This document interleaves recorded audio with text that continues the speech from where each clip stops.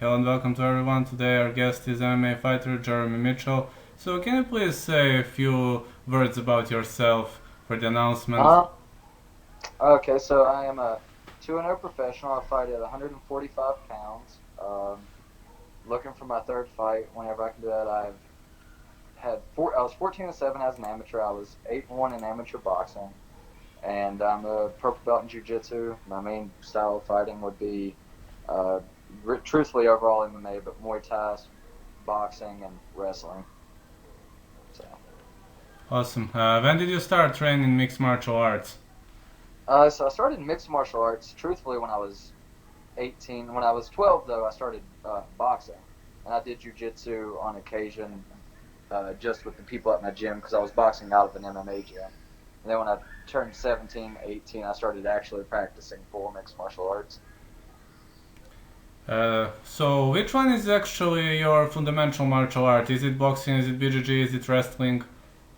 Uh, Definitely, I would say I started boxing and jujitsu at the same time, but boxing was the one that I practiced as a primary martial art. Jujitsu was kind of just like a pastime for me until I got into full out mixed martial arts. So I would say boxing. Do you have a nickname and how did you get it? The Adonis, and actually, I got it because it was Pretty Boy, and then I decided as I got older, because I started fighting when I was real young. I decided as I got older, I probably didn't want to be 25, 30 years old and still be called Pretty Boy, so I just updated it. Yeah, very fun story. Who are your coaches? uh, so I have numerous coaches. The ones that work with me most, my head coach Derek Lambert. I have a great grappling coach named Jeff Moores, and then truthfully, my Muay Thai coach Josh Hill as well. And then I have a training partner named Brett Summers. He's my training partner, but truthfully, he's just as much of a coach. He sees what I do wrong by sparring with me and working with me, and then can help me with it as well. So, mini Excellent. coach. Excellent. Can you please discuss your first amateur fight? Okay, so the first amateur fight that I had, I actually took on accident, kind of. So I was getting ready for a boxing match, and we had some guys getting ready for an MMA event, and the guy that was getting ready for the event, he was fighting for a title, so he needed some sparring partners, and none of the guys showed up that day. And he was only like 2 weeks out, and it was his last sparring day, so he asked me to get in there with him. And so I sparred with him, did pretty well, and my coach told me that the event was coming up, and they needed to fill a slot around my weight, and if I could do it. I just said yeah, because the way I looked at it was like it was an opportunity to get to box a little bit without it going on my boxing record. I had no intention of truthfully doing well at all. And I did. I had my first fight. It was the scariest experience of my life. The venue was packed, and my hands went completely numb. I went out there, and I did great. I won in like 15 seconds, and I've just been hooked ever since. So So yeah, but it was a scary experience, right? terrifying. It was probably. I went skydiving for my 18th birthday as well, and I say it all the time. Like fighting's way scarier than skydiving because at least like if everything works out the way it's supposed to with skydiving, you're safe. If everything works out the way that somebody else intends in a fight, you're pretty bad off. Excellent. How did you finish Chris Bennett? Chris Bennett, that was a really weird fight for me. So I took the fight and I was super excited about it. It was the first time I ever got to fight for a title as well as an amateur title. So I was extra nervous. And then 1 week out, I was grappling with this heavyweight at a gym, and he fractured my ankle in a straight ankle lock. And so I knew when I went out that I wasn't going to be able to strike with him very well because I couldn't put much weight on my ankle. So I ended up, in the only time in my fight career, I pulled guard and ended up sweeping him and getting an arm bar, and actually broke his arm. So actually, you had a hard time in that fight because of your ankle and so on. But did it maybe affect improving? Maybe did it affect to improve your ground game, maybe guard game, BGG game? It absolutely did because it was a situation where I had planned on striking, and then last minute I had to completely change what I had planned on doing. And so it forced me to use what I don't like to use in a real situation. And I persevered, which upped my confidence in my grappling a lot. Honestly, like the hardest part sometimes is doing it the first time. It's like the first time anybody did anything was the hardest time they did it, and then millions of people accomplish it afterwards. So after I saw that it was possible to succeed where I previously thought was my weakest point, it gave me the confidence to better it. And so since then, I believe I was a two-stripe white belt at the time, and I actually just got my second stripe on my purple belt. So So, what happened against Joshua Cook? Josh Cook, that one was my second amateur title fight, and I was nervous for that one too, just because I was like, the two titles, two different divisions. I was nervous about it, but went out. I was very nervous because he was a brown belt in Taekwondo, which I I'm more of a Muay Thai guy. I could hate on Taekwondo every day, but Taekwondo is a valid martial art. So I was worried about what he'd have up his sleeve striking wise. So my plan was to actually go and forcibly grapple him, but he actually kept the distance from me most of the time. And I caught him backed up near the cage, threw a flying knee. I ended up hitting elbows on the way, so it didn't connect, but it put me in position. I just changed levels and took him down and took his back, finished with rear naked choke. But it was a scary experience too, I assume, because of Taekwondo Oh yeah, background. yeah. Well, so it's all. I think it'll always be a scary experience. It'll never not be a scary. If it's ever not scary, I'm not going to do it. But it, nothing has been as scary as my first fight. But it's always scary in the aspect of when I say scary, in the sense of when somebody possesses the ability to beat you in some way. It's always nervous because you have to have heightened awareness of that situation and the way it could work out. So it's always scary. So Yeah, I get it. How did you finish Daniel Parsons? Daniel Parsons. So rear naked choke as well. Kind of the same thing though, except for he actually super rushed me, and we hit the cage within the first 10 seconds with my back near it. And he went to throw a spinning back elbow. I dropped, caught a body lock, took him down, passed guard in the mount, started landing some ground and pound, and just gave me his back. Actually, out of 16 MMA wins, I'm pretty sure 11 or 12 of those are rear naked chokes because I have like a TKO, one or two arm bars, and a triangle, and then everything else has literally been rear naked chokes. Yeah, I get it. So did you build a favorite move? I mean, during your career, do you have some, or you're kinda comfortable everywhere?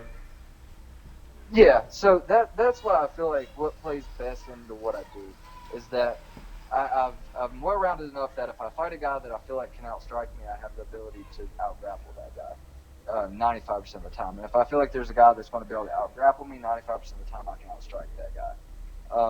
Because there's a lot of guys, especially in MMA, that are okay at everything, but they're super good at one thing, which makes it super easy to avoid. So don't get me wrong, there are some guys out there that are so good that you know what they're going to do and they can still execute it. But most of the time, it's a I don't know. I feel like being well rounded. I feel like a lot of people have 60s on the board and 90s in certain places, whereas I'm just at like 85 across the board. Like so, that's what truthfully got me into MMA over boxing was just the fact that the fight could go anywhere, and that if you're losing in one aspect, you can just switch it completely to another. In a boxing match, if you're getting outboxed, then your only option is to get outboxed for the whole match. An MMA fight, you're getting outboxed, that's fine, take them down. If you're getting, beat on the ground, then you better get back to your feet and keep it there. So Did your boxing competitions help you in MMA? they did, and they hurt me too. Um, what I mean by they helped me because any experience in competition is amazing, and then boxing is one used to be not so much anymore. Was overlooked a lot in MMA, but I'd say it also hurt in certain aspects because the range is completely different that you fight at. When you box, I have to be within arm's reach to hit you, and you have to be within your arm's reach to hit me. Whereas MMA, we fight at such a different range because of kicks, and in boxing, you can't move where you move your head so much. It's risky to have that much head movement in MMA because of knees and kicks as well. In boxing, you don't have to worry about rolling your head down into a knee, whereas that's a factor in MMA. So at first, I felt like it was a hindrance, but now that I've learned how to MMA box, as I'll say, I think it's been so beneficial that I have that background. So MMA boxing is very, very much different to normal boxing, right? Yeah. Yeah, the best example I could give would be off of the left hook, for example. In boxing, your perfect left hook, you turn your knee in, your elbows behind your punch. But a lot of times in MMA, and I'm not saying that these punches cannot land. That's why they score so well, and you notice them so much when they do land is because of how clean they are. But most of the time, you're fighting at such a longer range, you can't have that perfect hook. Or if you're planning on throwing a kick after your hook, you can't turn your knee in. You have to turn your knee out, otherwise it's going to be too slow. So there's definitely I would say it's modified boxing. You have to modify your boxing. Yeah, I agree with you about that. Can we discuss your first professional fight? Were you also scared, or you were like, alright, I have an experience and... So I'm always scared, but never scared either. So I guess the word when I say scared, excluding my first fight. My first fight, I was just terrified. But I guess the better word choice would be nervous.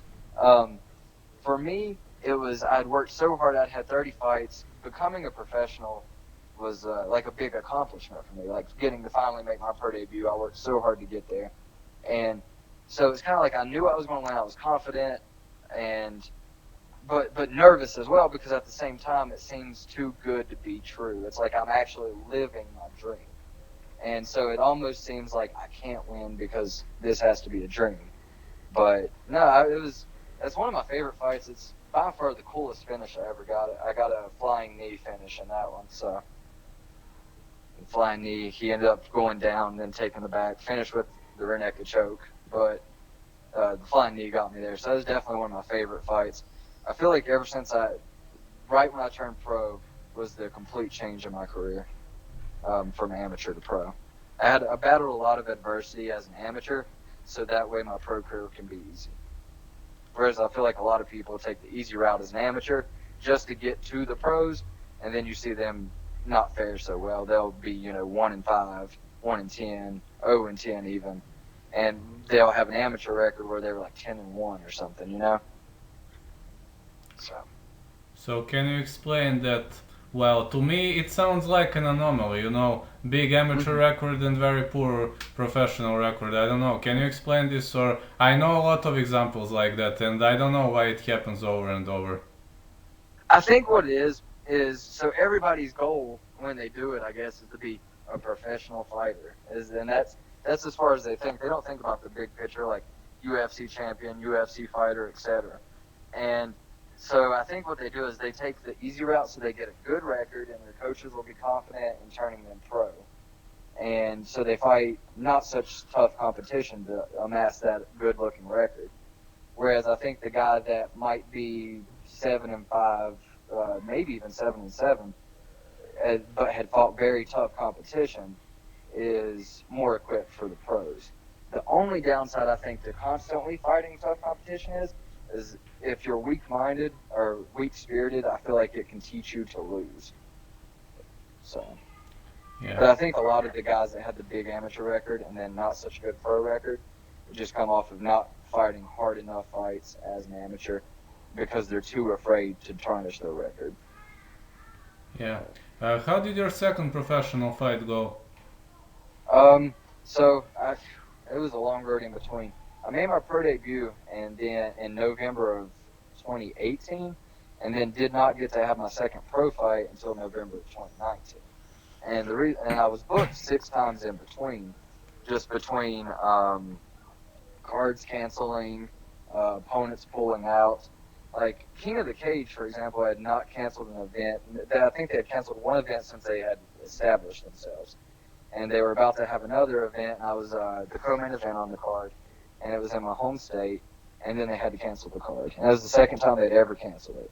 And so it was just like I had 4 withdrawals and 2 event cancellations, and then fortunately the opponent I was supposed to fight in King of the Cage, Dreon, was cool enough to help me also find, because he really wanted to fight as well, find another promotion, and we got to fight in it. And I had so much respect for Dreon because regional MMA, everybody knows everybody, especially coming up as amateurs onto the pro scale. So I'd watched Dragon since I was 14, and so it was a little. I was a little nervous to fight him because this was a guy that I was watching cage fight before I was even old enough to fight, and so it was this real moment for me because it was kind of like I got to see how I would do with somebody I've watched beat people in very violent ways before.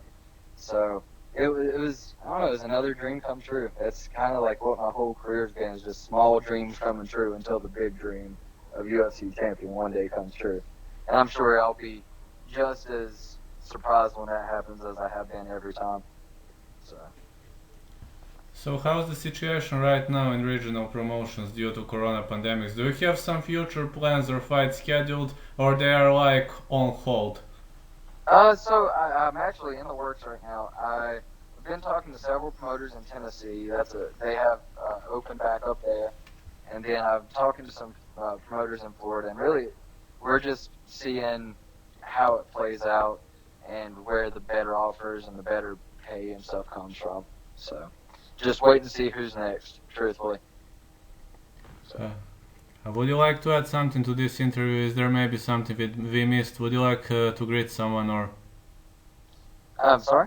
would you like maybe to greet someone, maybe to say something we didn't say, or? Um. No, I mean, we covered my whole career. I'd say it's pretty good. I just thank you for having me on here, and obviously, thanks to my manager, my team, and everybody that just gets me through every fight. And thanks to every opponent I ever fight for showing up and actually fighting me, because it's a hard one half the time. A lot of guys book the fight, get the poster, and don't show up. So. Well, I hope the career will progress after this pandemic ends. So I will publish it. I hope in 3 hours. Just let me make the video, and I will send you via IG. Okay, cool. Thank you. All right. Thank you so much. Have a great day.